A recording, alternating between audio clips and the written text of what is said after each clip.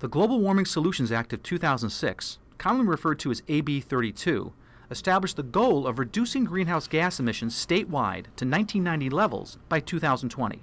In order to help achieve this goal, the California Air Resources Board, or ARB, has adopted a new cap-and-trade program that places a cap on entities responsible for roughly 80% of the state's emissions. As a result, the ARB has issued carbon allowances that these entities will in turn be able to trade, buy and sell, on the open market. Its proponents say that a cap-and-trade program offers the potential to reduce emissions more cost-effectively than using traditional regulations. Its detractors say that it will hurt the economy and job growth. What exactly is a cap-and-trade program, and how is it supposed to work? Is the new rollout proving successful, or have there been glitches? And what impact will California's cap-and-trade program have on the air quality, the economy, jobs, and the state budget?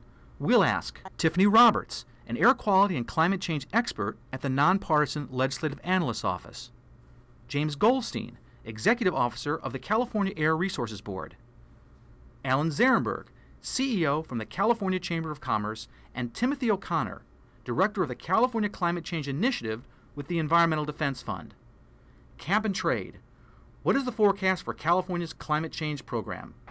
From Fresno, the Maddy Report with Executive Director of the Maddy Institute, Mark Kepler. Welcome.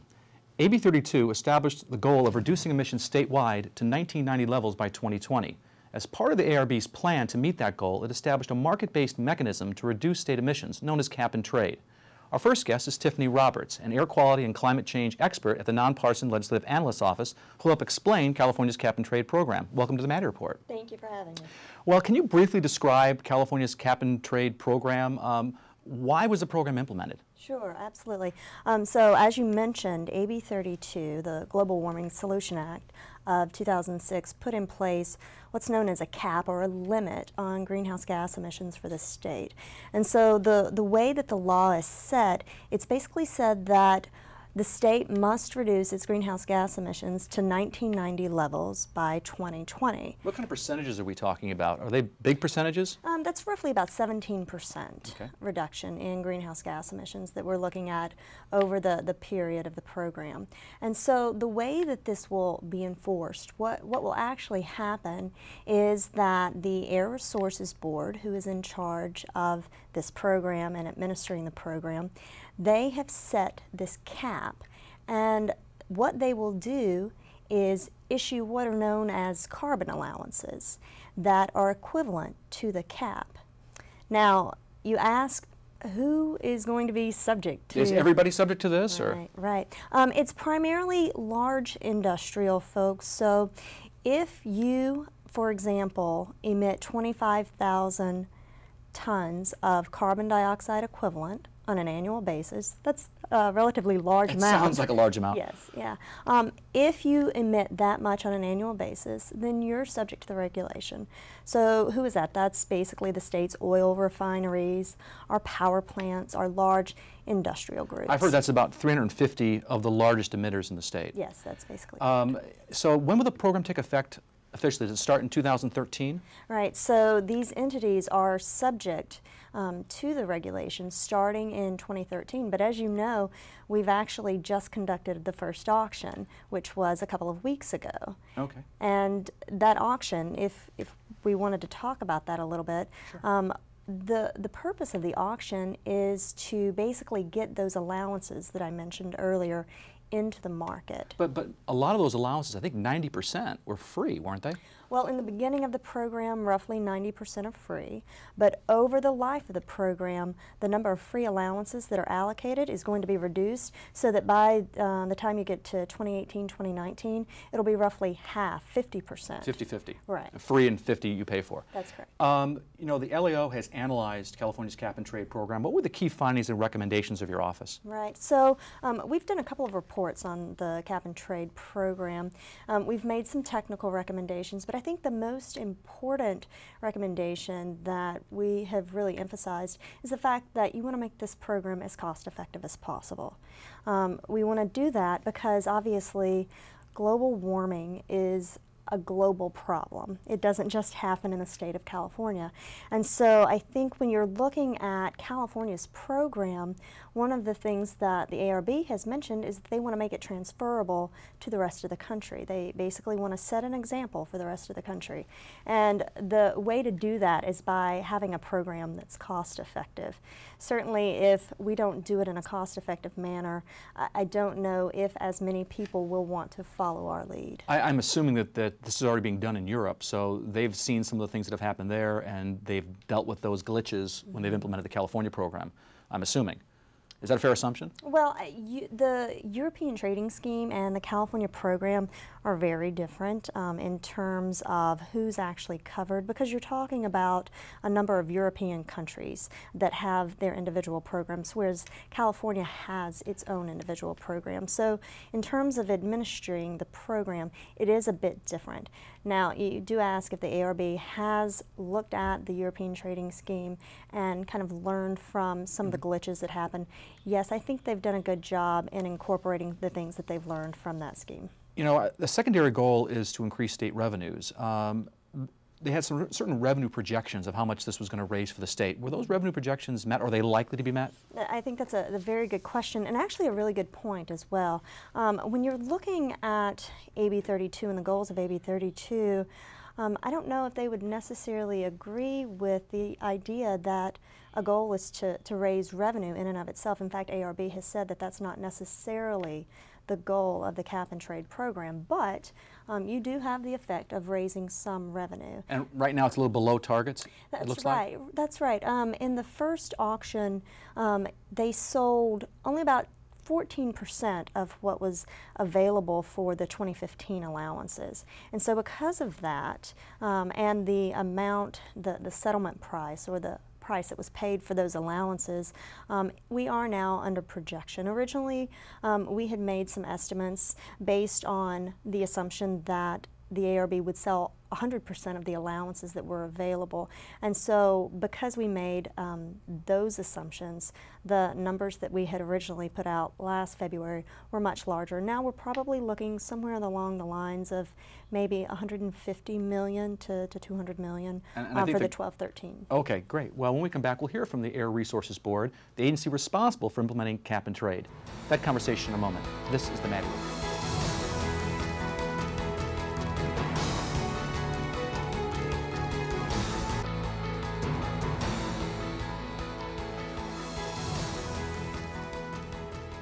Welcome back.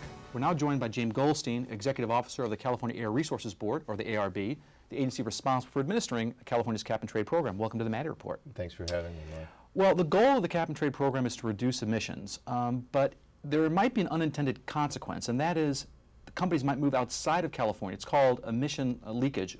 Are you concerned about that at all? We are concerned. We've been concerned about that from the beginning of the design of the program, and we made sure that we designed the program in a way that helped companies that were emission intensive in their production or prone to competition from out of state or out of country in a way that allows them to comply with the program with very little cost. Essentially, we're giving them almost all of the allowances they need under the cap and trade program to comply with the program. Well, initially it's 90% are free of the allowances, correct? On average, but if you're a company like a cement company or a food processor, we're going to give you even more than that in order to make sure that you remain competitive. Well, later on in the program, though, it goes to a more of a 50-50 kind of split between paid and free. Over time, the program will have fewer allowances given by the state. Is there a concern that over time then companies might relocate?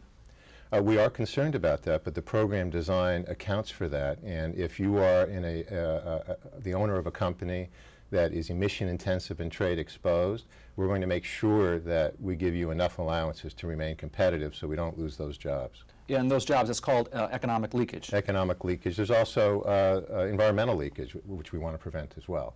So we want to make sure that the companies are able to comply, change their processes in a way that is cost effective and meet the requirements of the cap and trade program. Now, there's something called offset credits. What exactly are they and how do they work? Offset credits allow project developers to create projects that we approve for areas like forestry, for example. If you own land and preserve that forest land in a certain way, you can create a credit that can be used in the program just like an allowance under the program, and you can sell that credit to companies who might need it to help them comply. So it might be less expensive for them to do reforestation, or maybe in the ag sector, do something to reduce emissions, and then companies that are covered can buy those? Yes. So for companies that are not covered and they create these projects that meet our rigorous standards, they can take those credits and sell them into the market for those companies that do need them.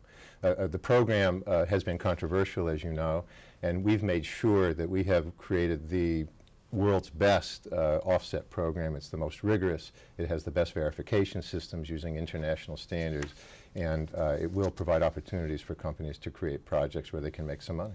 What about the volatility of allowances and offset credits? What have you done to make sure that the market isn't completely volatile, and so companies have some predictability of what these things are going to cost? Well, there is a secondary market, but one of the ways we make sure we know what the price of the market is to have an auction. And there are some people who have been arguing that we should not auction at all, that we should give all the allowances away. But it's very important to have an auction in order to get a price so we know exactly where we stand in terms of the actual cost of carbon that is then the cost that companies will need to pay to comply with the program. What about keeping it the way it is, where 90% are free and 10% are paid for? What about that argument, just keeping it at that level, as opposed to 100% free or 50-50 paid and free? It's really important for the success of the program to make sure we have a price on carbon, because that creates the incentives for companies to make the changes to their processes to meet the environmental goals. And that's what this is about. We're trying to reduce emissions of greenhouse gases to meet the standards of AB 32. Okay, what about market manipulation? Is there a concern about, or what are you doing in terms of market oversight so that doesn't happen? Well, we're doing three things. One is that we've designed the program to prevent manipulation. But we've also have on contract a market monitor who's constantly monitoring the market, and we've also trained our staff extensively to look for anomalies or other areas of cheating. But if we find any cheating, any problems, anything that even hints of market manipulation, the third thing we're going to do is take strong enforcement action. We've been working with the US DOJ, the Commodity Future Trading Commission, and others to make sure this does not happen, and if it does happen, we'll act. Yeah, that's a good segue into the enforcement of the cap and trade requirements. How is that going to be handled? Well, we're working, just as I mentioned, with the U.S. Department of Justice, the State Attorney General. So you're going to know if a company that they buy certain allowances or have offset credits, if they've exceeded them. I guess that's what I'm asking. How are we going to make sure that they've stayed below those emission limits? Well, this gets to program design. So we have, in the design of the program, holding limits and purchase limits. And we can monitor that because all of the allowances that are trading in the system we can see and observe. Okay. So even in between the auctions, when the credits are trading, we can see what's going on and monitor that. Okay. Last question is about these audits. I'm sorry, auctions. You had the first auction. Yes. What were the results? We were really very pleased with the results. The auction was a success. The systems worked. The infrastructure underlying the entire system, the auction platform worked. All the transactions that the market participants were able to put into the system were all registered properly. Everything worked very well. Well, that's good news, I guess. We're very, very pleased. It was a tremendous amount of work, and a lot of people were watching. And of course, one of our major issues for us, Mark, is to make sure that what we do here is emulated other places. Okay, great. Well, thank you very much. When we come back, we'll discuss the costs and benefits of cap and trade from a business perspective. That conversation in a moment. This is the Maddy Report.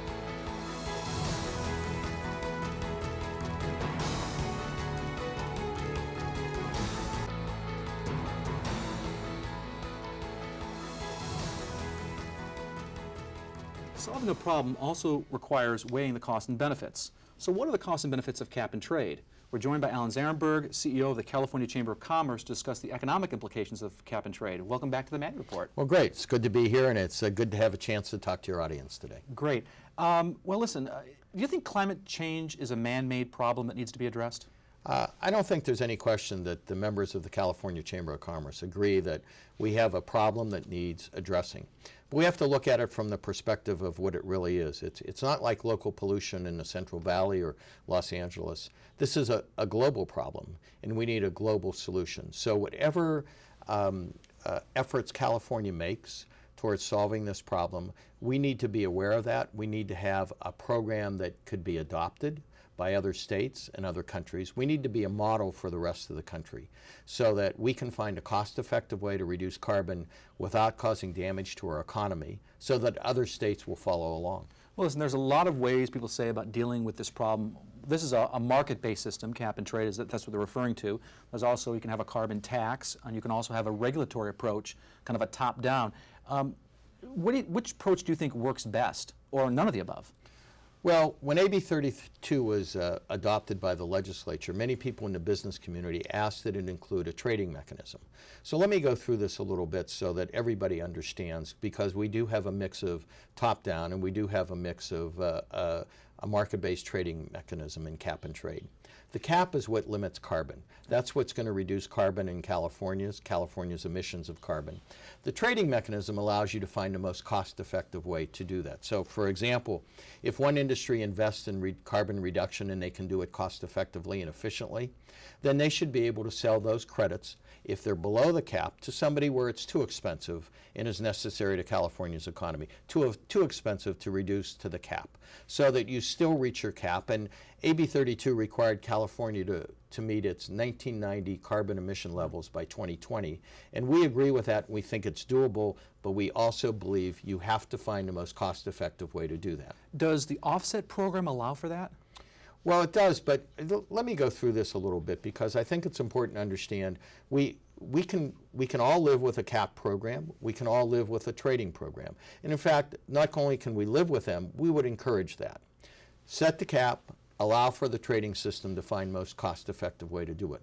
What we're concerned about, what the government in California has done through an unelected body, the California Air Resources Board, is to tax carbon on top of this trading mechanism. It's not necessary to do that. I think the ledge analyst, as well as the Air Board, has said, we don't have to sell allowances, which is called an auction, beyond this. And all that does is increase the cost of reducing carbon in California, and it doesn't get you any more carbon reduction. Well, right now, though, the way I understand it is 90% of the allowances are free and 10% are paid for. It's not 100%, but is that something that you could live with, the Chamber could live with? Well, that's not what the program is. The program goes to where they sell 50% of the carbon in a couple years. Mm-hmm. And so what we're doing is adding maybe $7 billion a year to a cap and trade program, and it becomes a cap and tax program rather than a cap and trade program. And it isn't going to get you any more carbon reduction than in a successfully implemented cost-effective cap and trade program. And that's what we want to see, and that's what we're after here, is to have a model that the rest of the country can adopt here that is least expensive to the consumers, least expensive to business, and at the same time reduces carbon. Is your argument that this is supposed to be an emission reduction program, but it's kind of turned into a tax or revenue program? Well, there's no question about that. I mean, we have had statements by members of the Air Board that have said, you know, we're going to either fill the budget gap, we're going to fund high-speed rail with this, we're going to raise revenues that aren't necessarily needed to be raised to reduce carbon to the 1990 levels. I think that's, why do you have to unnecessarily increase the cost of carbon reduction in order to meet the goals of your program? And I think it's important to understand, we support the goals of AB 32. We support the goals of reducing carbon to the 1990 levels. We support a cost-effective way to do it through a trading mechanism. What we don't support is an additional tax on top of that that isn't going to reduce carbon anymore. Well, let me ask you this. What do you think is the most efficient and effective way then to deal with the emissions problem? What's the most effective way to deal with this problem? Well, I think we have an effective way to deal with this. It's called the cap and trade. And the cap and trade, for some people, believe it has a bad connotation, because in Washington it was called cap and tax, and because they were going to do the same thing that the Air Resources Board has proposed, is to tax carbon on top of reducing carbon through a cap and finding an effective way to do it. The cap and trade can work. We asked for that. But let me say, what this tax is an auction. And they call it an auction, and the Air Board says it's part of the necessary cap and trade. It isn't necessary, and the only thing, we're up against a hard deadline, so I'm going to have to cut it off there, but I do appreciate your comments very much. Up next, we'll talk about the benefits of cap and trade from an environmental perspective. That conversation in a moment. This is the Maddy Report.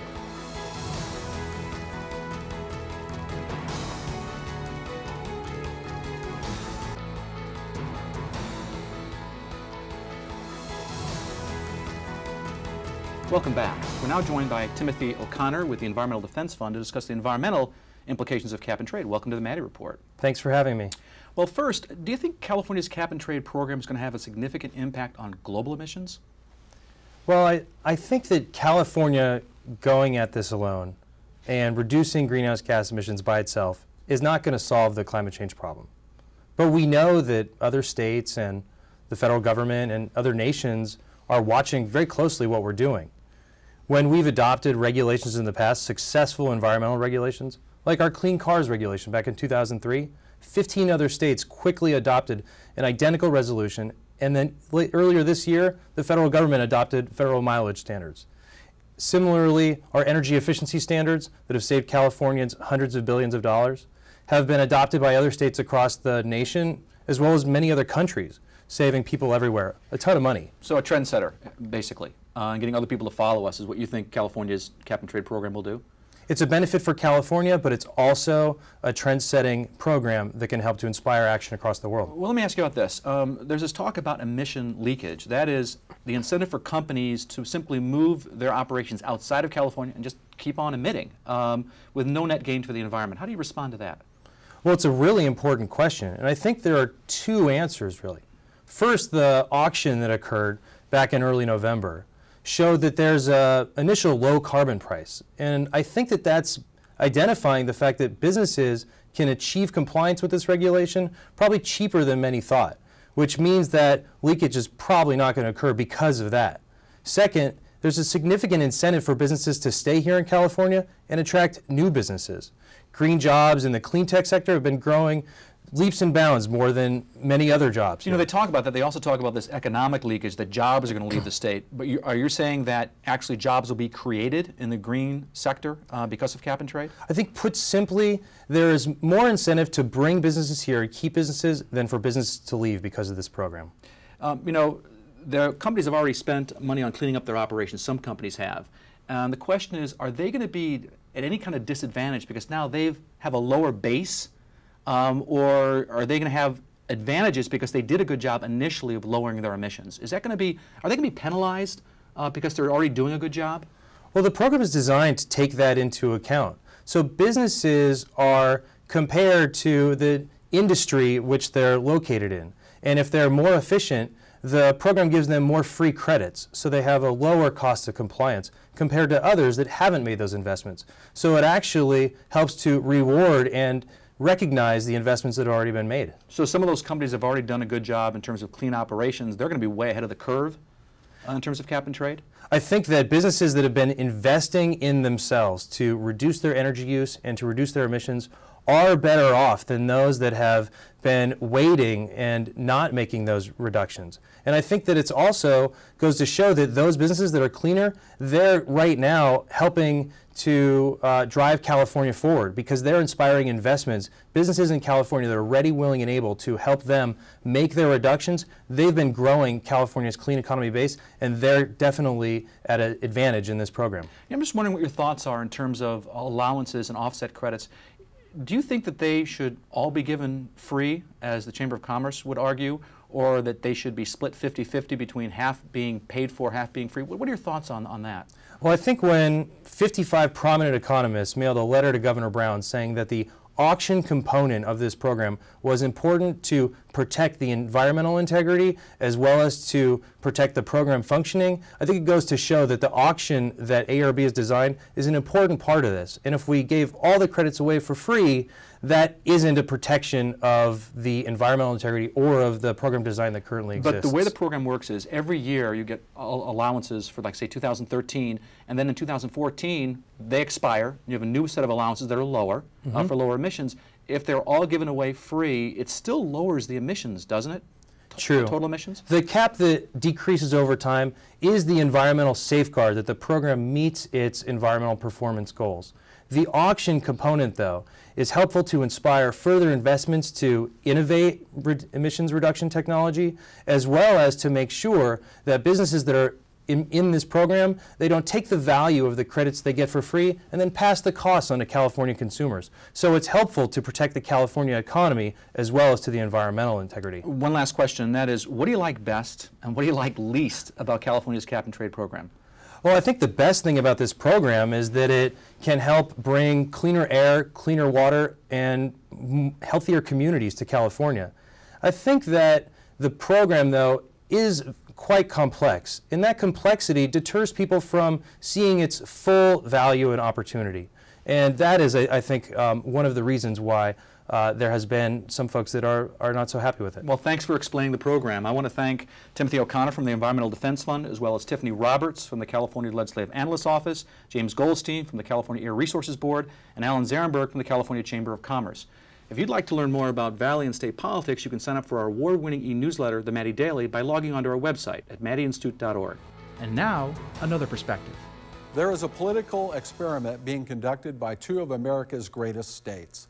Texas is practicing small government and doing big business, although the Lone Star State's prosperity is failing to trickle down to many of its residents. California, which practices big government, remains a world economic power and well ahead of Texas, although the Golden State is slipping down the ladder. And it is California which has a cap and trade law that is the subject of controversy here and across the nation. In a nutshell, the goal of cap and trade is to reduce greenhouse gas emissions in California to 1990 levels by 2020. This program combines big government with the private market. Emission credits are auctioned off instead of the state fining businesses or simply levying a carbon tax. The goal is noble: reverse or slow global warming. And it speaks to California's attitude, which is to thrive by protecting the environment and ensuring that the state remains a place that a whole lot of people, including those with great talents and great wealth, want to live. Conversely, Texas doesn't much care about the environment. It was built on oil and keeping business costs as low as possible. It will be decades before we know which state comes out on top in this duel. I'm Bill McEwen for the Maddy Report. The views expressed in the Maddy Report are those of the individuals participating in the program and do not necessarily reflect those of the Maddy Institute, the California Channel, Casey, or Valley PBS. If you'd like to share your thoughts about the points and opinions shared in the Maddy Report, visit our website at valleypbs.org/Maddy. This has been the Maddy Report. Thanks for joining us.